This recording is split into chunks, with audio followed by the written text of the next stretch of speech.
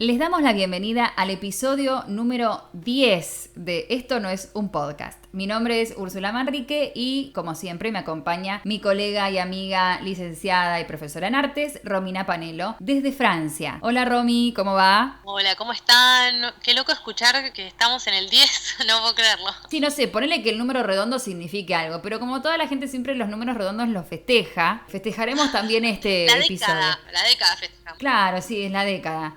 La verdad que un placer haber llegado hasta el episodio número 10. Se pasó volando, ¿o no? Sí, nunca creí, en realidad sí creí que teníamos mucho para hablar, pero nunca creí que lo íbamos a lograr. Es una fuente inagotable, esto del arte.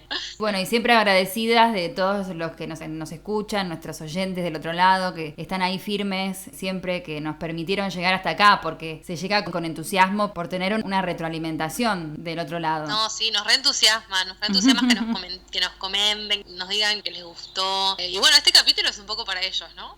Tal cual, así es. Sí. Y además que nos sugieran temas también, de temas que quieren que toquemos acá en este espacio del podcast. Ya nos han sugerido, estamos evaluándolos, así que muchísimas gracias también por eso. Y sí, como es el episodio número 10, decidimos hacer algo diferente y pensamos en que podían preguntarnos cosas relacionadas con el arte y demás, y nosotras acá intentaríamos, como siempre digo, contestarlas o hablar más que nada al respecto. Surgieron un montón de preguntas interesantes, algunas ya seleccionamos para hacer hoy, la verdad que fueron bastantes. Hicimos como una selección, pero fueron un montón, algunas tenían que ver o se relacionaban, así que también las vamos a desandar acá un poco. Sí, y otras que vamos a guardar porque fue un disparador importante y vamos a hacer capítulos como enteros o episodios enteros. Ya mencionaremos la pregunta en el episodio, pero muy buenas, muy buenas. Claro, otras nos ayudaron a pensar episodios futuros. Todas tuvieron su pertinencia, todas fueron importantes. Así que esto continúa. Si ustedes quieren seguir haciendo preguntas o sugiriendo temas, también lo pueden hacer. Sí. Bombardéennos a mensajes y nosotras guardamos las preguntas y bueno, en algún momento las contestaremos.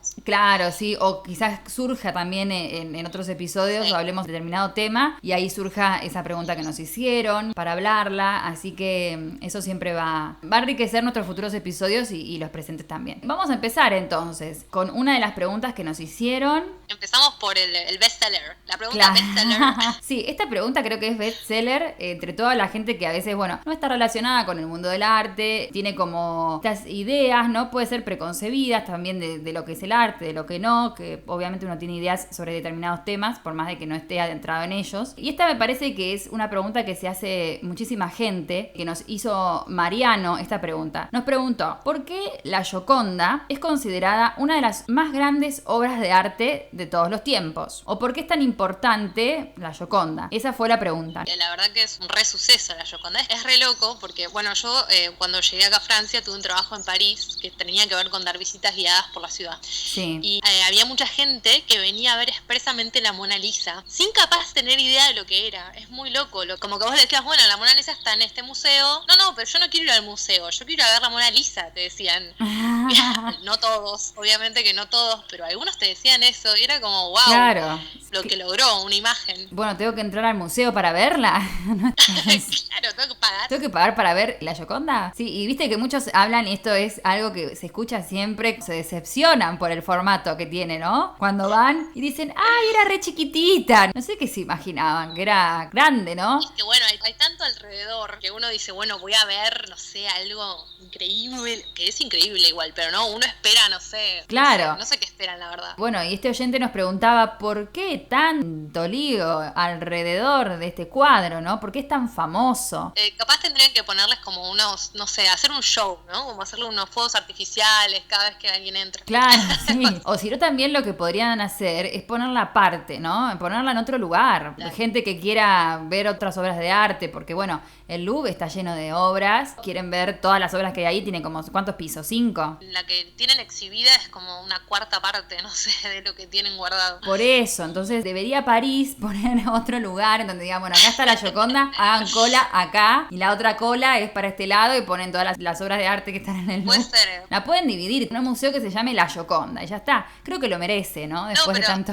Pero sí, se convirtió en atractivo turístico, bueno, claramente. ¿y por qué, Romy? ¿Por qué pasa esto? En realidad no sabemos muy bien por qué. Ajá. Acá no vamos a aclarar ninguna pregunta, no podemos aclararles nada. No, Vamos pero a vamos a contar la oscurecer. historia y capaz podemos desentramar entre todos Ujú. a ver qué sucedió acá. Pero A sí. ver. Digamos que igual fue importante cuando la hizo Leonardo, fue en el siglo XV, ¿no? Pero bueno, el Louvre, en otras partes del mundo, tiene obra de Leonardo un montón en términos como de factura y capaz de aportar, quizás más importantes que la Gioconda en sí. Es un Ajá. retrato. Hemos hablado acá Sí, también en estos exacto. episodios, hemos hablado de la Virgen de las Rocas, de cuántas Sí, de obras de exacto. Leonardo. Sí. Pero bueno, esta pegó. La cosa es que cuando se hizo en el momento también era una gran obra de arte, ¿no? Porque era una obra de Leonardo. Vasari, que es uno de los artistas y también historiadores, podemos decir uno de los primeros historiadores Sí. de la historia del arte que lo menciona Leonardo, menciona a la Gioconda. Era una buena obra, tenía un valor como importante. Ujú. Bueno, la cosa es que llega al Louvre, la expone al Louvre, pero lo que le da como el salto al éxito Ujú. a la Gioconda es su robo. Se la roban en 1911, se la roban del Museo del Louvre. O sea, hay muchas versiones de la historia, del hecho, digamos. Lo que sabemos es que era un italiano que estaba trabajando temporalmente en el Louvre. En 1911 no estaban el sistema de seguridad no era el mismo que hoy. Ni hablar, claro. Y el tipo estaba trabajando ahí, entonces tenía ciertas licencias, capaz que gente que va a ver, que va a visitar el museo no tiene. Bueno, la cosa es que el tipo se la lleva, era italiano, y lo que él decía es que esto pertenece a Italia, porque lo pintó Leonardo da Vinci. También pensemos, en 1911 se estaba gestando la Primera Guerra Mundial. Bueno, Sí. se la roba, tardan más o menos 3 años en recuperarla. El tema es que cuando se la roban,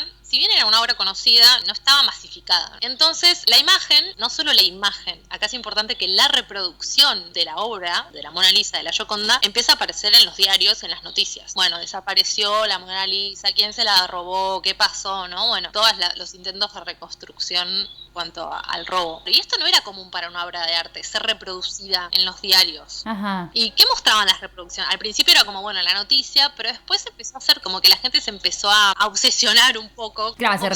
reproducía esta imagen en los diarios. Lo importante de eso es que la hace popular a la imagen. O sea, gente que quizás no iba al museo a verla, la empieza a conocer. Exactamente, claro. Pensemos que el museo, como igual hoy en día todavía, ¿no? Es como para la gente entendida o la gente que no sabe de arte o no conoce de arte o siente que el arte no puede apelarlos, Ujú. no van a museo. Bueno, en este caso era como aún más, estaba más intensificado ese que iba al museo y los que no. Entonces esta imagen empieza a aparecer en los diarios y la gente empieza a saber quién es la Mona Lisa, quién era Leonardo, ¿no? Y lo interesante es que aparece, la fuente de donde sacamos esta información es un texto de Jiménez, que se Sí. llama Teoría del Arte. Está muy bueno el texto, se lo Sí. pueden poner en PDF, está en Google. Ujú. Es como medio un manualcito, habla de cosas muy interesantes. Y lo que él dice es como que se le pierde respeto a la imagen, ¿no? Entre comillas. Ajá. Entonces la Mona Lisa empieza a aparecer como en tono de burla, empieza a aparecer en postales, en Claro. estampillas, como caricatura, empieza a aparecer por todos lados. En O sea, 1914 se recupera la obra, bueno, obviamente que hacen una gran exposición, volvió una Mona Lisa, qué sé yo, y a partir de ahí, como que ahí se dio el quiebre, ¿no? No solo se empieza a usar como imagen, ya se había usado como imagen de noticias, sino que también se empieza a usar en publicidades, en logotipos de empresas, que Claro, eligen claro. esta imagen que los represente. No sé si fue el robo lo que hizo que esta imagen sea masiva, no sé si fue la cara de la Gioconda, no sé, pero se dio en este momento y se dio así, Claro. ¿no? Entonces él dice, bueno, fue este quiebre, también, bueno, había una facilidad en la reproductibilidad de la imagen, ¿no? Ujú. Y bueno, él dice que se cambió la idea de la circulación de las imágenes. Dice que la imagen de la Mona Lisa ya empieza a ser más global, como indistinta, uniforme, ¿no? Ya como que se reconoce muy fácilmente también. Y de hecho es la obra más reproducida hasta el momento, la imagen más reproducida hasta el momento de la historia del arte occidental, o sea, hasta el hartazgo, pobrecita. Claro, bueno, creo que eso contesta mucho la pregunta, ¿no? De por qué es considerada esta una de las grandes obras de arte. No es que hay una obra de arte más grande que otra, pero sí que es muy popular, muy conocida. Creemos que, bueno, el origen está en esto que vos decías, en la reproducción de los diarios, ¿no? En hacerla como una imagen más popular y además todo el mito que se armó en torno a esa imagen. Después se empieza a hablar de su sonrisa, de lo enigmática, ¿no? Entre miles de comillas que es su sonrisa. Hay poca información también acerca de quién era la modelo del cuadro y ahí se empieza a armar como una bola. Muy importante lo que decías vos de que sale de los circuitos oficiales por esto, es como que la imagen te invade, o sea, imagínate que vos salís, querés mandar una carta, querés poner una estampilla, no estabas pensando en la Mona Lisa y te aparece ahí. Claro, como que te invade todo todo lo que tenés y lo relacionás inmediatamente con el arte. Cuando uno no tiene tanto conocimiento sobre el arte en general y uno dice, bueno, esto se robó o esto salió en el diario y es arte. Entonces como que lo relaciona siempre, ¿no? Sí, sí, total. Bueno, y después hubo artistas que retomaron esta imagen, o sea, no solo en los ámbitos populares, sino artistas también. Malevich hizo una composición con la Mona Lisa. Bueno, el más conocido es Duchamp. Agarró una imagen de la Mona Lisa, le pintó unos bigotes, ¿no? Y le escribió, le puso una sigla que en francés, que quiere decir que tiene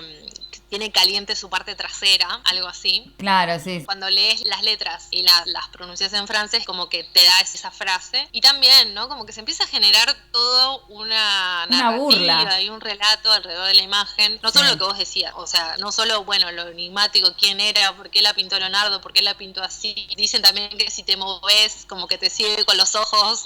Claro, sí, sí. Todo eso. Y encima la sonrisa esta de Mona Lisa, de todo el mundo habla, Leonardo la hizo en otras oportunidades. También habíamos hablado en otros episodios de La Virgen de las Rocas y habíamos hablado de este cuadro atribuido a Leonardo, del Efumato, todo eso. Era como, bueno, algo típico de él, ¿no? Sí, sí, la verdad es que, bueno, no sé, esta obra pegó en ese momento así, ¿no? Sí. Creo que hubo muchas variantes que permitieron que eso suceda, muchas estuvieron en juego y bueno, sucedió así y ahora casi todo el mundo, al menos occidental, sabe de la existencia de la Mona Lisa. Quizás no saben qué es, pero claro, sí, saben sí. que existe. Y además, esto que decíamos al principio de que la gente se decepciona cuando la ve en persona, tiene que ver también con la reproducción, ¿no? Porque cuando uno ve una imagen reproducida, inmediatamente se plantea esa imagen en la cabeza de alguien de una manera que después cuando ve el original es totalmente distinto, obviamente. Quizás en la reproducción lo vemos con un montón de detalles que después en persona no es lo mismo. Y uno cae en esa decepción, ¿no? No, además que cuando entras, primero que, bueno, si no sabes dónde está, busca la sala donde hay más gente, ahí va a estar. Está cubierta por unos acrílicos o vidrios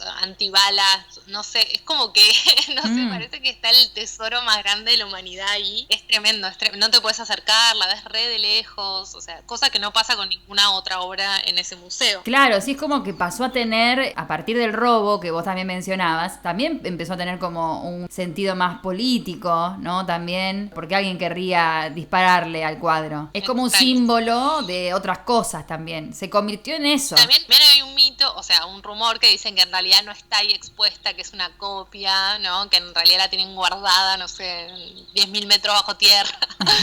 Bueno, hay 1.000. Y bueno, y el italiano la tuvo 4 años abajo de su cama. No sé si la sacaba y la miraba, porque el sentido de él era como mucho más de militancia política, ¿no? De tenerla, y decir voy a devolver al país esto que Francia robó. Entonces, la obra como obra en sí, para contemplación o lo que sea, no la tenía, ¿eh? La tenía abajo de la cama y la tuvo a los 4 años. La robó Francia, era de Francisco I la obra, se la había dado a Leonardo, que eran re amigues. Claro, claro, entonces, no la robaron, amigos. Me la regalaron, lo que se regala no se quita. Una cosa que no se robaron.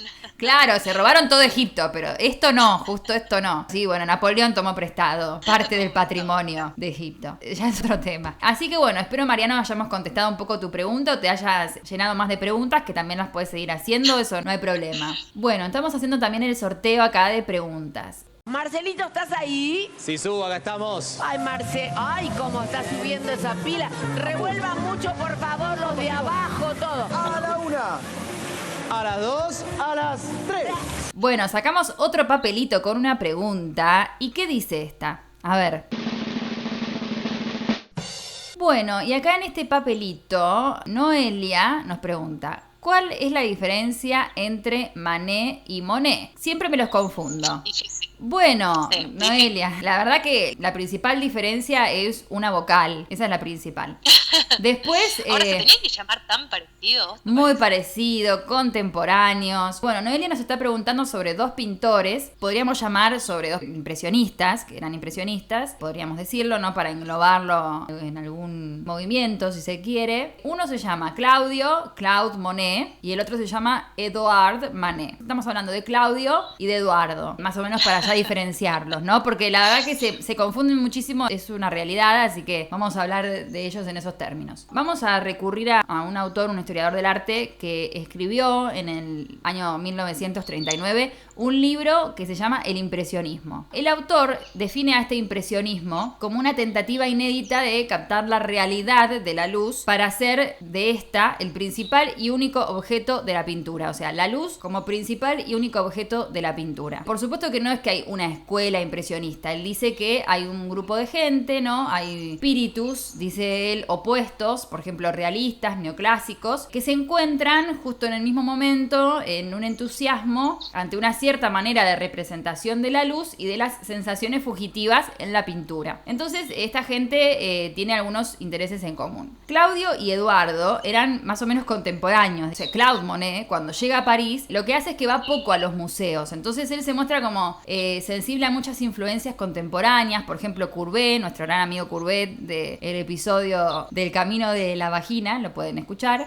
fue uno de sus influencias, y también Manet fue otra de sus influencias. Manet es como un poco anterior a Monet. Y lo que dice este autor es que él se sintió mucho más influenciado por Manet, porque él se sintió también muy impresionado con una exposición que él vio en la Galería Martinet en el año 1863. Bueno, Almuerzo en la hierba, que también es un cuadro del que hemos hablado en este podcast, es del año 1865, que es de Edouard Manet. Y Las mujeres en el jardín, que es de Claude Monet, es de 1867, para que vean más o menos los años, ¿no? Pero aún, dice el autor, faltaba mucho para que este arte de los dos se confundiera. Por ejemplo, Manet no pintaba al aire libre y Monet sí. Porque además la idea de pintar al aire libre es una característica de los impresionistas, ¿no? Como claro, el plan de pintar al aire libre, como también para ver cómo es el efecto de la luz sobre las cosas y tratar de captar eso, ¿no? En realidad había muchos estudios en este momento sobre cómo percibía el ojo, ¿no? La luz y los colores y el movimiento. Los cuadros impresionistas como que tienen un quiebre con lo anterior que tiene que ver con esto,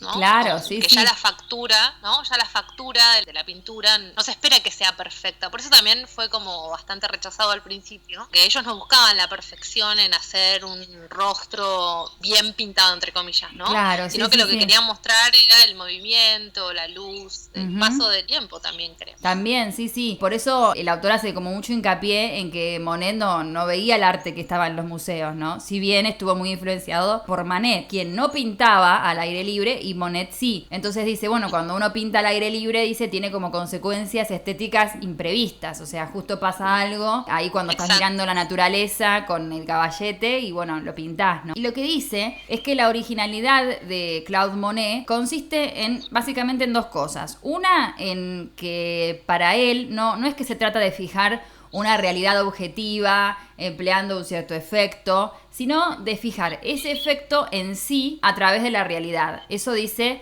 el autor. Y otra originalidad de Monet podría ser que renuncia a ser como un duplicado en la tela de la visión del espectador. O sea, lo que vos decías recién, al verlo tal cual, el espectador lo ve en la realidad, ¿no? Es decir, es la idea de equivalencia. Habla el autor de una idea de equivalencia que sustituye en el ámbito del arte a la idea de la representación, que es la idea que va a dominar el resto del siglo XX, que era desconocida para Courbet, para Manet, para todas las generaciones anteriores, ¿no? A Monet. Entonces, como decíamos antes, no se trata de decir, bueno, voy a representarlo tal cual es, sino de la idea esta de equivalencia de la que hablan, que me pareció bastante notable para decirlo. Un momento bisagra también. Claro, un momento sí. bisagra en el que se empiezan a cuestionar un poco las cosas, los temas de la pintura también, de la representación, de la objetividad, ¿no? Claro, sí. También en este momento, lo importante es que se crea la fotografía, ¿no? Tal cual. Y eso como que Sí. dice, bueno, ¿qué onda caga la fotografía? ¿Qué hacemos? ¿Qué papel tiene la pintura? ¿No? Bueno, si la fotografía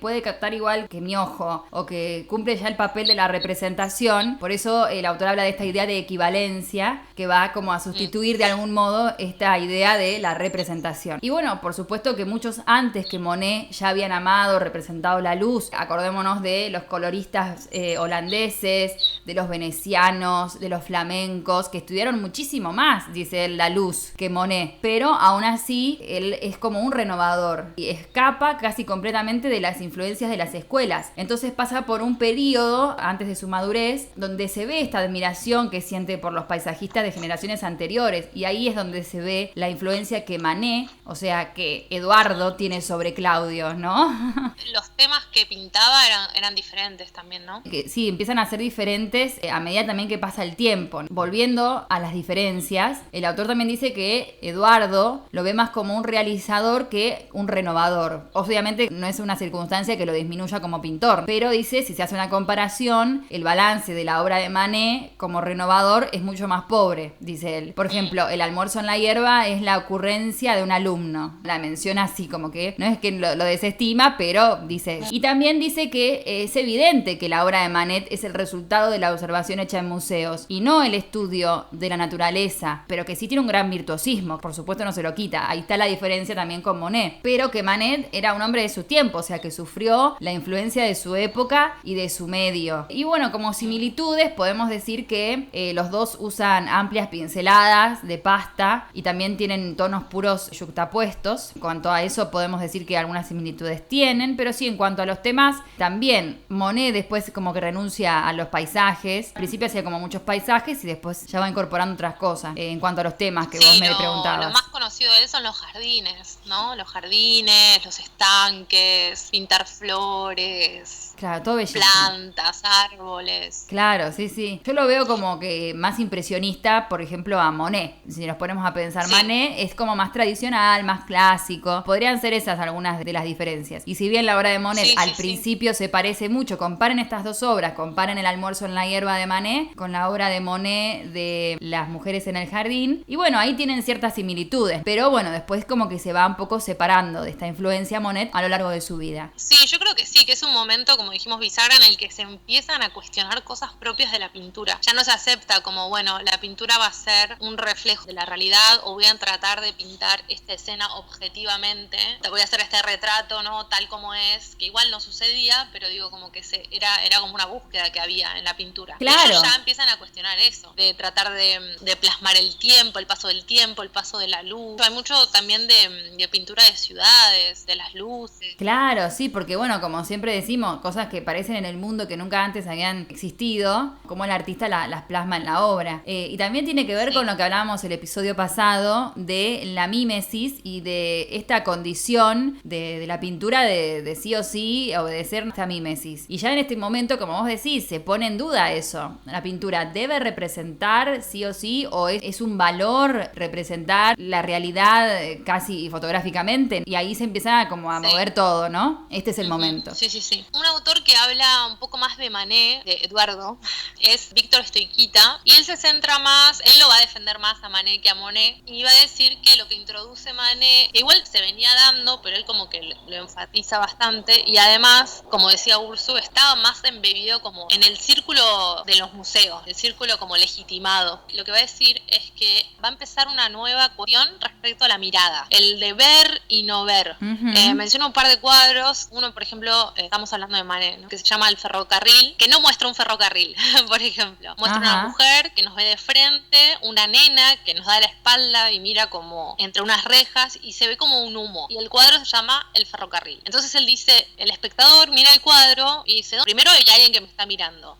Segundo, hay alguien que me está dando la espalda. Entonces él dice, bueno, el espectador se mete dentro del cuadro, pero busca afuera. Mirada busca afuera también. Me parece muy interesante lo que dice, porque dice, bueno, hay una mirada obstaculizada, ¿no? Que eso no pasaba antes. También hay otras obras, por ejemplo, que se ve la ciudad como desde arriba, ¿no? Como decíamos, la gente moviéndose, las luces. Bueno, movimiento, la idea de movimiento, ¿no? De la época moderna. Y se ve a través de un vidrio. Entonces él dice, bueno, va obstaculizando la mirada de diferentes formas. Y lo que me pareció interesante es que lo que él propone, el autor, es que el espectador intenta armar un relato, no a través de lo que la pintura me muestra, sino a través del juego de miradas y de lo que no me muestra. ¿Dónde mira esa niña que está de espaldas, no? ¿Dónde mira esa mujer? Exacto. El espectador arma este relato a través de estos juegos de la mirada y lo que no ve y lo que ve. Como dije, se siente mirado por el cuadro. Y también se repite la posición del pintor. Yo como que me siento un poco interpelado, ¿no? Digo, bueno, estoy también en la posición en la que en un momento estuvo el pintor. Esto de que se siente mirado también es nuevo, ¿no? En él, el espectador siempre era como este que iba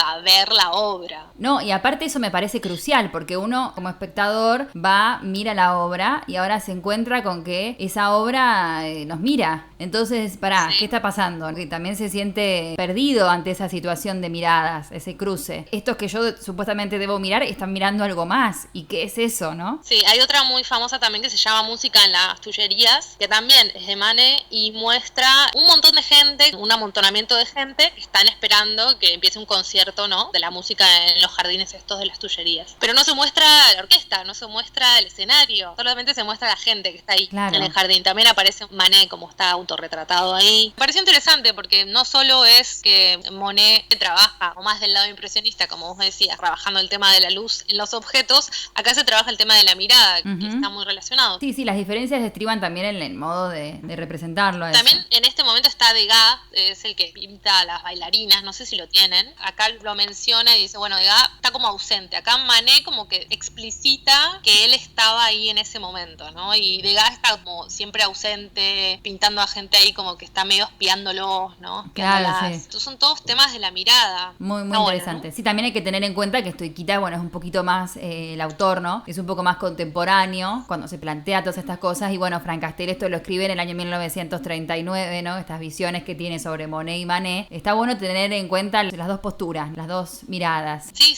y que las dos aportaron o intentaron cuestionar lo que estaba sucediendo en ese momento. Claro, tal cual. Bueno, Noelia, también espero que hayamos podido contestar un poco esa pregunta tuya, que ahora los tengas como más separados. Esta pregunta que Noelia nos hizo, me gustaría relacionarla con otra que nos hicieron. Les voy a explicar por qué. Nos hizo María la pregunta, ¿por qué grita el grito? Por supuesto se está refiriendo... Muy buena la pregunta, es muy buena, ¿por qué grita el grito? Que la verdad que es muy lógico que se pregunten las personas por qué grita el grito. Muy memeable también, ¿no? Mucho meme con el grito. Mucho meme, también una obra que ustedes seguramente conocen de sobra por la cantidad de reproducciones que ha tenido. Para aquel que no la conozca, El grito es un cuadro del año 1893 que fue pintado por Edvard Munch, que es un artista noruego. No sé hablar noruego, así que no sé si lo dije bien, pero vamos a decirle, en vez de Edward, vamos a decirle Edvard. Ustedes lo que ven es como una figura en primer plano, que es como una figura antropomórfica, o sea, sabemos que tiene forma más o menos humanoide, pero es bastante andrógina la figura. Vemos que está parada como si fuera en una especie de puente, de muelle, y atrás hay dos figuras más que se ven solamente las sombras, y después tenemos un fondo que es desconcertante, que también está ondulado, al igual que la figura, y que tiene colores como anaranjados, ¿no? Bastante estridentes. Azules, ¿no? Amarillos. Azules, amarillos, anaranjados. Y vemos que esta figura como que se está tomando la cara con las manos y tiene la boca abierta y el cuadro se llama El grito, así que intuimos que esta figura está gritando. El tema porque grita, ¿no? Yo creo que el emoticón de WhatsApp está inspirado en el grito. Pero por supuesto, sí.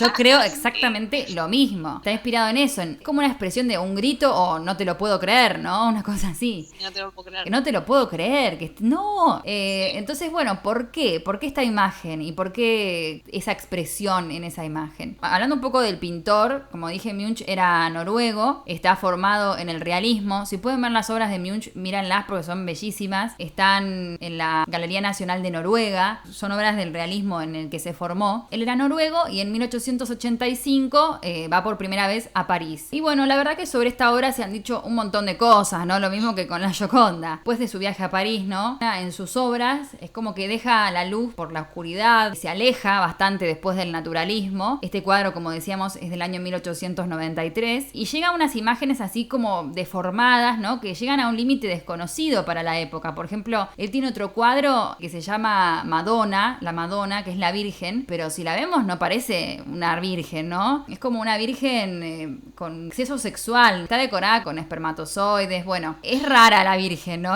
Tiene mucha carga erótica esa Virgen. También él tuvo muchos problemas a lo largo de su vida. Vamos de vuelta a la vida del artista y a este interrogante de, bueno, si se puede separar la obra del artista. También se ha dicho que como Munch, bueno, tuvo muchos problemas en su vida en cuanto a su familia, vio morir a varios integrantes de su familia, tiene un historial en su familia de enfermedades psíquicas, se supone que él también tenía esta enfermedad psíquica y relacionan mucho este cuadro con las angustias personales, ¿no? De este artista. Son como estas imágenes que él crea alucinantes para dar forma pública a angustias que en realidad eran muy personales de él, ¿no? Bueno, esa es una de las posibles respuestas de por qué gritaría el grito, ¿no? De sentirse angustiado, en una crisis así existencial. Cayendo como en un vacío existencial. ¿Sí? Claro, cayendo como en el vacío ¿no? Claro, de ser un hombre arrojado al mundo y no saber qué hacer, ¿no? Una cosa así. Otras lecturas podrían ser, se ve como la crisis del siglo XIX, ¿no? Que acá se manifiesta con esta singular evidencia que puede ser esto como decíamos, de la angustia, de la desesperación desesperación existencial, el hombre alienado en una sociedad también puede ser. También vi cuadros de Munch en esta galería que les menciono, cuando él ya pintaba en este realismo, tiene un hombre agarrándose la cabeza, o sea, como que es más realista, no es el grito, pero es un hombre que está así como cabizbajo agarrándose la cabeza diciendo, ay, ¿qué hago, no? Como una expresión así. Claro, como un gesto parecido. Claro, y ese cuadro se llama Melancolía, como que ya venía, ¿no? Ese tema ahí en él. Y acá lo que pasa de novedoso, me parece, es que, bueno, el grito también habla de lo que la pintura no puede mostrar, porque el grito es sonoro, pero nosotros no escuchamos el grito cuando vemos el cuadro. O sea, vemos el cuadro, pero imaginamos el grito, pero es un grito mudo. Es este hombre como, bueno, alienado. Sí, muy interesante eso. Y este grito sería como expresión, ¿no? Expresión de una realidad, ya sea individual, ya sea social, ¿no? Es como una expresión, es algo que sale para afuera. Podría ser por estos dolores que sufrió el artista en su propia vida. Y podría ser, bueno, como un símbolo del hombre desesperado, el hombre alienado. También, lo que es importante para mí en este cuadro, y la diferencia que tiene con estas obras precedentes de él, es la forma de representarlo. Porque es como que todo el cuadro grita. La figura grita, pero todo el paisaje de atrás se ondula, todo se transforma, como que no es solamente la figura gritando y desesperándose y ondulándose, ¿no? En su propia angustia, ponele, sino que todo el paisaje lo acompaña. Está como vibrando, ¿no? Claro, vibra todo alrededor, como que eso le pasa a él, entonces todo alrededor cambia, ¿no? Todo alrededor vibra, todo es ondulante, todo es extraño, ¿no? Fantasmagórico. Entonces eso creo que en la pintura se refiere, es lo importante de Munch como artista y de este cuadro que después, bueno, por supuesto va a tener muchísima influencia Munch en el expresionismo, que es otro de los movimientos del siglo XX, ¿no? Posterior a Munch. Y si bien todo arte es expresivo, eso es algo que es así, el expresionismo pretende conmovernos mediante gestos plásticos. El movimiento expresionista se basó mucho en la obra de Munch. Por ejemplo, con esta fuerza expresiva de los colores, o sea, no solamente lo que muestro, que es un hombre gritando, o un hombre, una figura gritando, sino lo que expresan los colores, las formas, ¿no? Otros recursos utilizan los expresionistas que también sirven para conmover al espectador. Y estas son imágenes como alucinantes, las de Munch, como que tiene una deformación, todo se distorsiona, más que intensifica los colores. Hay un autor muy conocido, un historiador que se llama Carlo Argan, donde me gustaría relacionar el expresionismo con el impresionismo. Dice, bueno, el expresionismo en su origen tiene una tendencia como antiimpresionista. Literalmente, dice él, expresión es lo contrario de impresión. Por ejemplo, la impresión es un movimiento del exterior al interior, o sea, es la realidad que se graba en la conciencia del sujeto. Y la expresión sería como un movimiento inverso, dice él, del interior del sujeto al exterior, o sea, es el sujeto quien se manifiesta en el objeto. Entonces, frente a la realidad, el impresionismo manifiesta una actitud sensitiva y el expresionismo una actitud voluntaria, una actitud incluso agresiva, dice él, ¿no? Es como el hombre saliendo de su interior para afuera, ¿no? Expresando. Mucho más subjetiva, ¿no? Claro. Como que se afirma esa subjetividad y las emociones, la importancia de la emoción. Claro, y de buscar estos recursos también para conmover. Y de hecho lo logra, porque si la pregunta es, ¿qué le pasa, no? A esta persona. ¿Por qué está así? ¿Por qué grita? Entonces que uno se va interiorizando, se logra que nos transmita esta angustia que siente la figura. No sé si angustia o expresión de lo que le está pasando en ese momento. No, y además que me parece también como algo, una emoción o una forma de expresarnos que nos pasa a todos, como seres humanos viviendo en una sociedad, ¿no? Por eso hoy en día la tenemos en un emoticón, la utilizamos. Es subjetivo y tiene que ver con emociones personales, pero a la vez también es bastante universal. Tal cual. Cada uno encontrará su motivo de por qué grita el grito, también podría ser, ¿no? Sí, no sabemos exactamente por qué le pasó. Capaz que dijo, no, como el meme de Diego, ¿no? Me olvidé la cartulina. Claro, pero sí. No te lo puedo creer. Pueden ser miles y millones de cosas, ¿no? Por eso creo que es tan conocido y es tan universal, como vos decís, porque, bueno, cada uno le encuentra el motivo. Muy interesante la pregunta. Esperamos haberla también contestado, entre comillas. Bueno, a ver el bolillero, la otra pregunta. El bolillero, a ver, sí, Marcelito que nos saca el papelito. Marcelito, ¿estás ahí? Escribano. ¿Qué dice? A ver, este papelito. Esta nos preguntas sobre... esta pregunta es tremenda. Ay, a ver. Si no pudimos responder las anteriores, esta menos. Nos pregunta, ¿el arte puede tener un límite? ¿Hasta qué punto algo es arte? Un usuario de Instagram que se llama Winnie Sos. Así que bueno, Winnie, gracias por esta pregunta tan tremenda. A ver, ¿el arte puede tener límite? ¿Hasta qué punto algo es arte? Después esta la vamos a relacionar con otras preguntas. Claro, otras preguntas que tenían que ver con lo mismo, con casos puntuales en donde se preguntaban también por estos límites, ¿no? Claro, es que es una pregunta tan general y tan a la vez específica, es como muy extraña, ¿no? Porque para decir cuál es el límite de algo hay que intentar definirlo, ¿no? Y ahí viene el verbo definir, que es para decir también que no es. Claro, arte es de acá hasta acá, ponele, entonces esto no es arte. Fuera de este límite no lo es, una cosa así, claro. Entonces, ¿cómo llegamos a eso? Dice el texto de Jiménez, porque él habla bastante de eso, se relaciona con muchas cosas, con una idea de esencia también, no como que las cosas tienen su esencia, como que el arte es algo, también con la función, esas dos cosas como que van un poco de la mano, como que tiene una función el arte. O hubo, al menos en la historia, muchas respuestas que aludieron a, bueno, el arte tiene esta función, no tiene tal otra, ¿no? Y bueno, se fueron respondiendo directo o indirectamente, creo, como hicimos a lo largo de la historia, de varias maneras. También está muy relacionado con la filosofía, pues vamos a ver que surge una disciplina que se llama estética en el siglo XVIII, que tiene que ver con esto, ¿no? Busqué en la Real Academia Española en el día de hoy, y lo definen como actividad humana que tiene como fin la creación de obras culturales. Esa es una primera. Primero, actividad humana. Ya desde el vamos podemos empezar a cuestionar. Hoy en día hay mucho de arte de la robótica, ¿no? Arte de inteligencia artificial. Se está investigando mucho sobre esto. O sea, hay artistas trabajando sobre esto. Sí. Ya el límite empezamos mal. Es poco claro. Entonces dice actividad humana que tiene como fin, o sea, tiene un fin, evidentemente, la creación de obras culturales. Después otra es conjunto de actividades técnicas o principios necesarios para realizar determinada actividad. O sea, no dice cuáles. Por ejemplo, el arte de cocinar. Claro. O sea, son técnicas para realizar determinada actividad. Y después, bueno, una maña o una habilidad. Bueno, todo esto aclarando que estamos hablando desde la cultura occidental europea. Claro. Estamos intentando definirlo. No vamos a hacer todo un raconto, todas las definiciones del arte, porque bueno, nos vamos a quedar acá 3 años más. Pero bueno, en la antigüedad tenía que ver más que nada con una técnica, ¿no? Y estaba relacionada no solo a una actividad física, o sea, como tener una técnica para hacer determinada cosa, sino también a una actividad mental. Claro. Estaba más integrada a la sociedad, ¿no? Tenía que ver con ceremonias. Más tarde, también en la antigüedad, en Grecia, surge la idea de mímesis, que ya hemos hablado, ¿no? La idea de representar. Y también es importante porque viene de la idea de Platón, muy simple, pero saben que Platón hablaba de el mundo de las apariencias. La verdad no era accesible para nosotros, los mortales, sino que nosotros vivíamos apariencias de las cosas. Lo real, la verdad, era el concepto, y nunca íbamos a poder llegar a ese concepto a no ser que sigamos los pasos que nos decía el señor Platón. Esta mímesis tiene que ver con la representación, entonces, de un mundo de las apariencias. Después podemos decir que en la Edad Media, de un modo general, porque esto medía en toda la Edad Media, tenía que ver más con lo sagrado, con el cristianismo, ¿no? Con el judaísmo. Con esta función sagrada. Exacto, con la función. En el Renacimiento es donde empiezan los tratados, las discusiones, empieza a militar. Por eso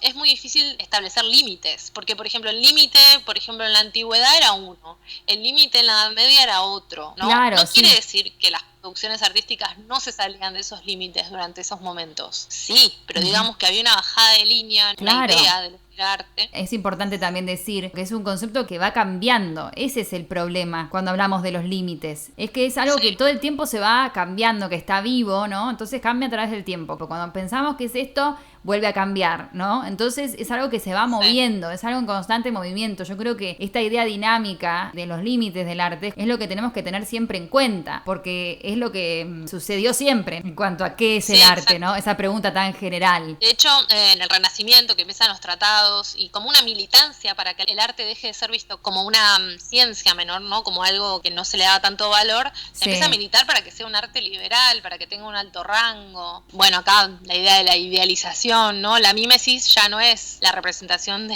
del mundo de las apariencias, sino que se intenta superar a la naturaleza. Claro, ¿no? Sí. Empieza la idea de autor, la técnica, o sea, como que estos límites no estaban previstos antes del Renacimiento, ¿no? Claro. De una forma legítima, digamos, como escrita, ¿no? Como que no había documentos respecto a esto. Y se van corriendo los límites. Uh-huh. Por ejemplo, en la antigüedad tenía que ver con rituales, en la Edad Media un poco también, con mitos, claro, con leyendas, y acá en el Renacimiento ya no, ya tiene que ver con otra cosa. Después con la Ilustración, el romanticismo, clasicismo, poco hablamos, ¿no? En nuestro episodio de la tragedia en el arte, de nuevo se empiezan a correr los límites, también hay como elementos del arte, ¿no? Se empieza a formar el público. Tenés la idea de artista, la idea de gusto, la crítica, las disciplinas. Se crea la idea de bellas artes. Eso quiere decir que hay un arte que no tiene que ver con este alto rango ahí, ¿no? Claro. Intelectual. Y tenemos las artes utilitarias y las artesanías que tienen como un grado menor. Ahí están, ¿no? De vuelta los límites. Ahí de vuelta decimos, exacto, esto es bellas artes, esto es decorativo, esto es otra cosa, ¿no? Esto no se acepta. Sí.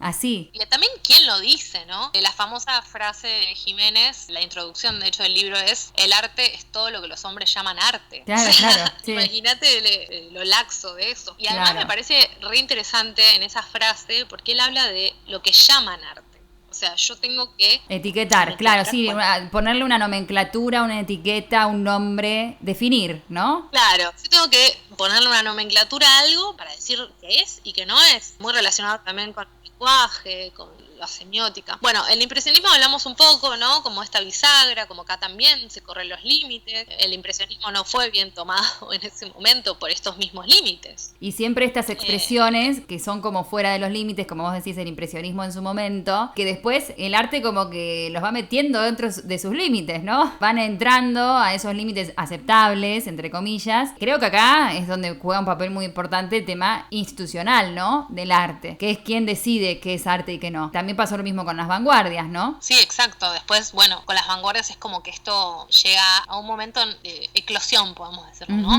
Claro. Son más radicales, intentan romper con todo lo anterior, con la idea de autor. O sea, ustedes imagínense que hay un montón de gente en la historia que viene luchando porque ese límite se ponga, por ejemplo, el Renacimiento. Quiero que el arte suba de rango, que sea esto, y esto, y acá vienen las vanguardias, no. Claro. La idea de autor, no. Legitimadora, no. La idea de destreza, de habilidad, no. Claro. El arte como un fin, no. Claro, uno como artista dice, bueno, me entreno porque quiero ser pintor, ¿no? Académico, demás, me entreno en las bellas artes y me encuentro con una vanguardia. Ay, ¿qué es esto? Me preparaba para otra cosa, ¿no? Y así todo el tiempo. Sí. Hasta que, bueno, llegamos al día de hoy, que claro, es lo contemporáneo. Muchas dificultades en definir arte contemporáneo. Creo que la primera es que, bueno, estamos viviéndolo, entonces no tenemos tanta distancia histórica como para decir qué es o qué no es, no sé. Sí. Y acá, bueno, acá nos pareció importante meter a dos preguntas que nos hicieron. Nos parecieron como que podían ir acá. A ver. Y capaz podían ayudar o complicar más las respuestas que intentamos darles. La primera era, ¿qué onda la banana pegada con cinta en el Art Basel de Miami? Esto fue el año pasado. ¿Qué onda esta banana, no? Como, ¿esto es arte? Es la pregunta, ¿no? Que nos hacemos. A mí me lo preguntaban muchísimo también. ¿Qué pasa con esa banana pegada en la pared? ¿Cómo puede ser que eso valga tantos millones? Que eso sea considerado arte. Porque, bueno, también se tiene una idea del arte ahí como allá arriba, ¿no? Sí, muy idealizada. El autor de esta obra, podemos decir, es Mauricio Cattelan, es un italiano. Es bastante conocido en realidad, solo que, bueno, con esta banana como que se hizo más viral, pero es bastante conocido, empezó a trabajar en los 90, se caracteriza por provocar. Algo muy interesante que pasó con esta banana, bueno, él fue, la pegó ahí en la pared, todo el mundo empezó a sacar fotos y se vendió la obra, ¿no? Porque el Art Basel es como una feria de arte que se hace en Miami, se hace en Basilea, en Suiza, en Hong Kong. Parecido a un Arteba, ¿no? La gente puede ir, puede acceder, pero es más que nada para galeristas, para coleccionistas, ¿no? Sí, para comprar. Como más para comprar, sí. Entonces se le vende a un coleccionista francés. Después de que se vende, viene otro artista que se llama David Datuna, saca la banana de la cinta y se la come. Sí. No solo se la come, sino que mientras saca la banana y se la empieza a comer, transmite vía Instagram un vivo. Muchos disparadores me parece acá que hay. Primero la banana, la forma fálica, ¿no? Sí. Se le puede encontrar un sentido, si se quiere, un significado, pero no es la idea, me parece. No. Se puede relacionar la banana con los países americanos, ¿no? Los países bananeros. Esto fue en Miami, ¿no? Que bueno, tiene un alto índice de población latina. Tiene gestos dadaístas, ¿no? También esto. Sí, se puede pensar que es una crítica al mercado, como mirá lo que pagaste por una banana pegada con cinta en la pared. Sí, eso creo que es básico, ¿no? La crítica. Claro, como que todo eso me parece que está y es evidente. Crítica a la sociedad de consumo. Pero también creo que es como desafiar cuál es el límite. Y también tiene que ver con el espectáculo, creo, ¿no? Este artista también tuvo obras, este tipo, que provocaban. Sí. Pero ¿por qué justo esta banana tuvo ese efecto? Es la misma pregunta que con la Mona Lisa. O sea, ¿por qué justo en ese momento se disparó? Y también me parece importante acá, cuando uno se pregunta qué es el arte, ¿qué puede ser considerado arte? ¿Es arte porque está en el Art Basel? O sea, ¿es arte porque está bajo el marco de esta institución? ¿O es arte por el gesto del artista, ¿no? Como el artista, bueno, como vos decías, tenía una trayectoria y demás, es como ya conocido y puede ser considerado un artista. Entonces, ¿todo lo que él haga va a ser considerado arte? Eso también son preguntas que se hacen. No, claro. ¿No? Y además, por ejemplo, hay un montón de obras que si uno la piensa y digo, bueno, pero esto, ¿cómo pudo ser vendido por tantos millones de dólares? Que nosotros ni nos enteramos. Esta banana, porque se hizo viral, nos enteramos. Claro, sí, obvio. ¿No? A eso voy, como que ahí nos empezamos a preguntar si es arte o por qué es arte, o mirá lo que hizo ¿no? Cuando nos llega la información, pero si uno no está metido en el círculo o está atento o busca información sobre el tema, tampoco. Tengo entendido que cuando son instalaciones, por ejemplo, también nos preguntamos sobre este arte así como más inmaterial, ¿no? Porque la banana al comerla, bueno, desapareció la obra, ¿no? Todo lo que tiene que ver con el arte efímero, con las instalaciones, con los happenings, con cosas que suceden efímeramente, ¿no? En el arte, creo que también se pueden adquirir, o sea, se puede adquirir la idea, ¿no? No, es que en realidad el coleccionista compra la idea, después compra una banana, claro, una cinta y lo pega en su museo. También eso, como qué que controversial. Ya no importa la destreza, ¿no? Que alguien sepa, entre comillas, hacer arte, sino que tiene que ver con otras cosas, es como también conceptual. Creo que todo eso juega al mismo tiempo y también hay una tendencia en este tipo de casos, creo yo, a criticar al público, ¿no? Se sorprenden por cualquier cosa, como no conocen, son iletrados, no sé, como fácilmente dominable también. Yo no comparto, me parece que de hecho el público es cada vez más exigente, pero bueno. Sí, obvio. Bueno, este artista trabajó mucho con taxidermia, hay otras cosas de él antes de la banana, embalsamó a caballos, pero en posiciones raras, ardillas también, un caballo como colgado en el medio de una sala, embalsamado, pero colgado como si lo estuviese llevando un helicóptero, como esa posición. También personajes en cera, con un mismo gesto, como colgados en percheros. Tiene una muy provocativa también, que es una figura de cera, no es una taxidermia, es una figura de cera de Juan Pablo II, que le está cayendo un meteorito. Tiene una que me gustó mucho, que se llama Vuelvo enseguida, torno súbito, porque es italiano. Y el tipo dijo, bueno, voy a hacer una muestra, mi muestra es tal, ¿no? Tal lugar. La muestra se trataba de que la gente iba, y en la puerta había un cartelito que decía, vuelvo enseguida. Y eso era todo. Como la muestra, que era el acto de ir. De ir y decir, no, este tipo me está jodiendo. Me imagino, no sé, yo luqueada para el vernissage, preparada para tomarme el champán, y me dicen, vuelvo pronto, viste, con los brillos en la vereda, esperando que venga el artista. Eso es genial. Muy bueno. Es un gesto genial. Bueno, y bueno, con esta provocación también, ¿no? Sí, interroga otras cosas o plantea otras cosas. Como decíamos, tiene que ver con este movimiento, ¿no? Con este arte que está todo el tiempo moviéndose y todo lo que va pasando en las instituciones. Sí, y respecto al público, con lo que te decía que es mucho más exigente, tiene que ver con esto, como que siempre queremos más y más escandaloso. Y eso no quiere decir que sea peor ni mejor. Creo que es lo que pasa. Lo que buscamos, lado. Por el otro también es como, es efímero el arte, pero también ya todo el mundo se olvidó de la banana, ya está, ya pasó. Tal cual. ¿Cuánto duró? Una semana. Y además no es nuevo, ¿no? Todo esto, porque los artistas siempre han discutido estas cosas desde Duchamp, ¿no? Miren desde cuándo se viene cuestionando todo esto, desde cuándo se quiere como interpelar, se quiere generar controversia, ¿no? Las críticas, ¿no? A la institución artística, al público, ya desde las vanguardias que se viene haciendo. Sí, no, además, bueno, la obra se llama The Comedian, o sea, el comediante, así se llama la obra de la banana. Claro, sí. Una idea. Como que es todo una gran burla, todo un absurdo. Sí,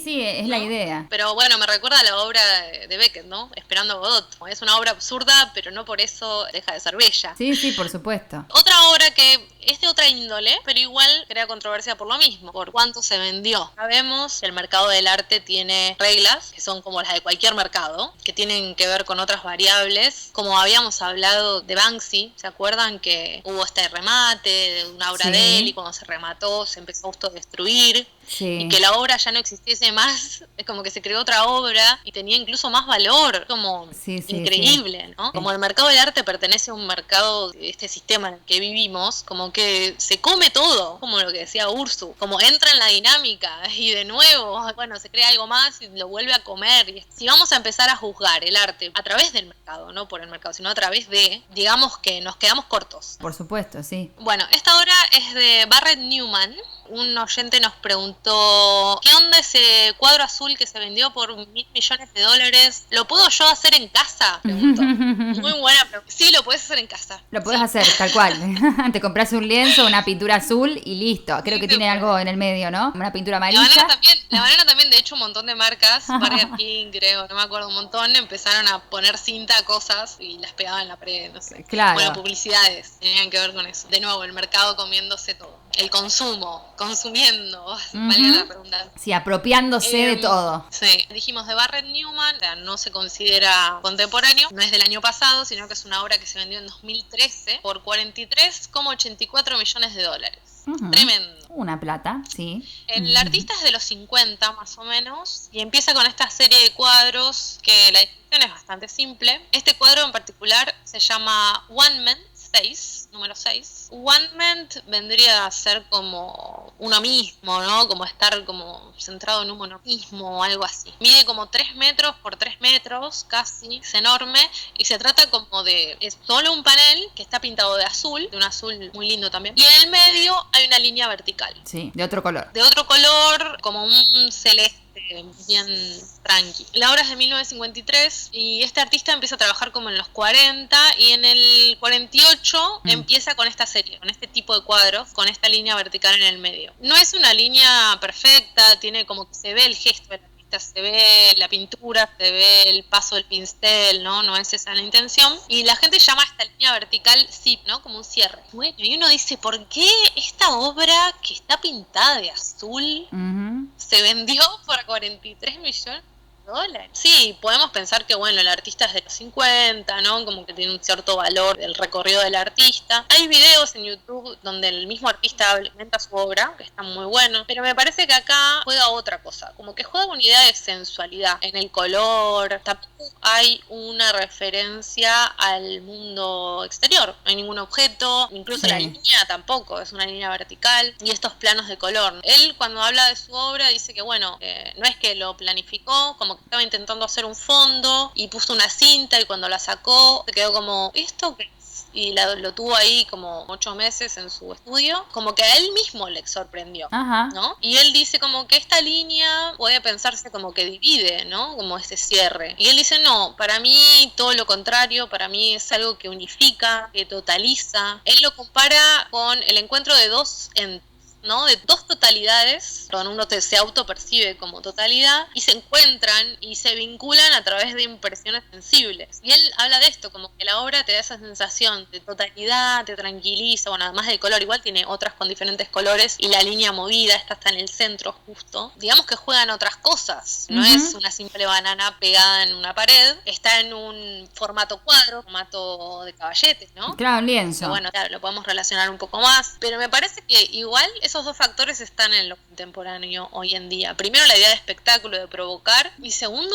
la intención de conectar con nuestro interior, ¿no? Él lo que habla respecto a ese cuadro es eso. Porque uno dice, bueno, estoy mirando un cuadro azul. Y entonces empieza a mirar y dice, bueno, ¿qué estoy mirando? ¿No? Entonces para él es como, bueno, empezar a meterse en realidad dentro de uno mismo, a ver cómo ese color me afecta, cómo ese cuadro me afecta, cómo lo percibo, qué me genera. Claro, sí. Que el total rechazo también es una reacción probable, ¿no? Como, bueno, el de este oyente que nos consultaba, lo puedo hacer yo en casa. Esta bronca, ¿no? Que a veces nace de los espectadores, de de decir es un cuadro azul y nada más, diciendo lo puedo hacer yo, lo puede hacer alguien más, que eso siempre lo que se comenta, lo que se dice. Aún así, también creo que es importante esta idea preconcebida que tenemos del arte de que todo debe tener un significado, de que todo debe, bueno, a ver, si es un cuadro azul, pero algo tiene que haber acá atrás. Y si no hay nada, como vos decías, puede ser que tenga este costado, como decía el artista, bueno, esta línea, ¿no? Que en vez de separar unifica. ¿Se le puede encontrar todo eso? Sí. Y también puede ser una obra autorreferencial, referirse a este color azul, a la pintura misma, que es lo que intentaban también los artistas abstractos siempre, ¿no? Parece súper interesante acá que el artista comenta su obra y dice, bueno, yo lo hice y me sorprendí, no estaba buscando esto. Hice esto y cuando lo vi dije, uy, entonces él hace su propia interpretación, que no tiene por qué ser la última. Tal cual. Esta idea que tenemos del arte, de que debe representar algo más, esta idea de representación, ¿no? De la que hablábamos siempre, es como que está muy presente todavía. Entonces, también desligarnos, sobre todo cuando vemos obras de arte contemporáneo, de desligarnos también de encontrarle como un significado o una referencia fuera de eso a todo. Como decía, lo que los artistas abstractos intentaban hacer siempre, bueno, era justamente esto, desligarse de cualquier forma de representación externa al cuadro en sí. Entonces, también puede ser una posibilidad. También se habló muchas veces del fin del arte, ¿no? Que ya está, bueno, hasta acá llegamos. Y siempre añorar un pasado artístico también, ¿no? Más que nada para no juzgarlo desde un punto de vista, bueno, no puede ser que esto salga esto, y bueno, si la institución artística lo avala y se paga eso, es lo que hay. No, sí. Además, a la pregunta si hay un límite en el arte, no lo hay, todavía no lo conocemos, si es que lo hay. También creo que es muy difícil definir o intentar darle características a manifestaciones artísticas tan recientes, porque como dijimos, estamos muy cerca, ¿no? No hay distancia histórica. Y en segundo lugar, sobre todo en la contemporaneidad, como que las bases en las que nos apoyamos, que igual ya hablamos un poco, ¿se acuerdan? En el episodio de Barbour, ¿no? Sobre el tiempo, por ejemplo, como que nos apoyamos sobre categorías y cosas para hablar de la historia, ¿no? Y conceptos que hoy en día están siendo totalmente cuestionados. Entonces, las actividades, los comportamientos sociales, individuales están cambiando desde su base, ¿no? Desde donde los vemos, como que se modifican sustancialmente y ya nuestra capacidad de registrar y de procesar, por ejemplo, esto de la banana, no es la misma, ¿no? Que antes. Tenemos un bagaje de imágenes también que nos permite un montón de más cosas. Es todo tan vertiginoso y todo tan fragmentario que es muy difícil reconstruir algo y darle claridad a algo. Como decir, bueno, el arte es tal cosa y esto es claro y es transparente. No podemos lograr eso, por lo menos desde hoy, desde este punto de vista, no. Quizás antes, en el Renacimiento, sí había una definición de arte y bueno, la gente se agarraba más a eso y lo tomaba como una verdad, pero hoy no es posible. De hecho, muchas personas se siguen agarrando a esas verdades, ¿no? Pasadas. Y eso influye en nuestra visión actual. Todo el siglo XIX, con la creación de los museos, todo eso nos sigue influyendo de determinada manera. Está en nosotros, en nuestra cultura occidental, todavía activo, ¿no? Sí, totalmente. Y además, como que eso es lo desesperante. Eso es lo que nos desespera de la banana pegada en la pared. Sí. No le podemos poner un nombre, no podemos decir qué es y qué no es, no podemos decir si está bien o mal. Nos desespera no poder decir cuál es el límite. Nos desesperan, nos dan ganas de hacernos un licuado, nos pasa de todo. Todo es válido. También algo importante me parece que pasa en lo contemporáneo es la idea del cuerpo, ¿no? Ajá. Bueno, hablamos un poco de la mirada, ¿no? En el impresionismo, pero ahora ya no pasa solo por lo visual la experiencia artística, pasa por otras cosas. Tal cual. ¿No? Pasa por nuestra reacción, por ejemplo, por lo que provoca en nosotros, por ejemplo, enojo, bronca, impotencia, y también físicamente lo que genera en nuestro cuerpo, no solo al espectador, como hablamos, por ejemplo, con lo de Elio Oiticica, bueno, me pongo este parangolé, ¿no? Y puedo modificar mi cuerpo y cómo me veo y cómo me muevo, no solo al espectador, ¿no? Que ve cómo ese cuerpo se modifica, sino también al artista. El arte cambia y la experiencia cambia, como decía yo recién de lo del siglo XIX que nos ha afectado tanto aún hoy, la idea de arte contemplativo, también cuando estoy enfrente del cuadro azul y digo, bueno, es un cuadro azul y una línea, ya está, ya la vi, ¿y ahora qué hago, no? Tengo que verlo, lo tengo que contemplar, ¿y qué más? Entonces esperamos siempre algo más. Sí, también se espera como que, uy, ¿viste tal cosa? Y se espera también una respuesta como intelectual, ¿no? Respecto a eso. Bueno, y me gustaría mencionar respecto a esto de los cuerpos, ¿no? Y de cómo nos afecta tanto del espectador como del artista, a dos performances. Una es bastante antigua, es de Yoko Yoko Ono. ¿La tienen a Yoko?